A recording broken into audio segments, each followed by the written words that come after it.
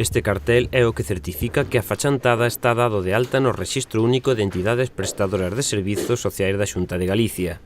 Obtivérono xa no verán, pero dende entón estiveron a traballar para completar do mellor xeito posible o seu plan de actuación. Pois dímonos de alta no Rexistro Único de Entidades Prestadoras de Servizos Sociais, que pertence á Xunta de Galicia. Nela dímonos de alta nun servicio básico de axuda a domicilio.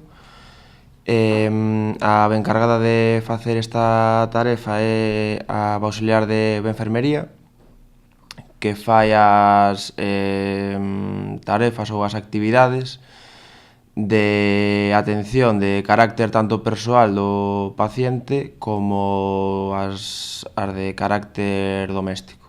Isto inclúe limpeza do fogar e compra de alimentos, entre outros. Tamén asistencia para erguerse e deitarse, apoio e cuidado de hixiene persoal, control das comidas e suministración de medicamentos, etc.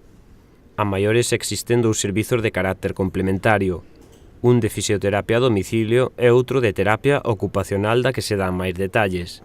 A partir da historia clínica do paciente, faise unha evaluación e faise un plan de intervención individual cos obxectivos que queremos conseguir. Este plan de intervención consta de actividades como a orientación temporo-espacial, a estimulación cognitiva, na que se quere traballar aspectos como a memoria, linguaxe, atención, concentración, praxias, cálculo, por decir algunhas. E outras máis como a ximnasia, psicomotricidade e incluso musicoterapia. Tamén se vai facer unha valoración integral do fogar, para coñecer o entorno do paciente e tamén valorar se hai que suprimir algunha barreira arquitectónica. Farase logo disto un asesoramento e recomendación de puntos de apoio con posterior supervisión e seguimento. Poden ser beneficiarios de calqueira destes servizos todas aquelas persoas que teñan un alto ou baixo grau de dependencia sen ter que estar recoñecida perante a lei. Sobre todo para a xente que non poida vir os talleres, os da mañá e os da tarde,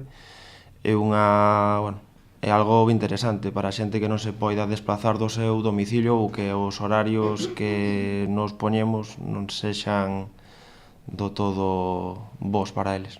Para darse de alta é imprescindible ser socios da asociación e cubrir unha solicitude. Poden achegarse ata o local ou chamar no número que aparece en pantalla para máis información.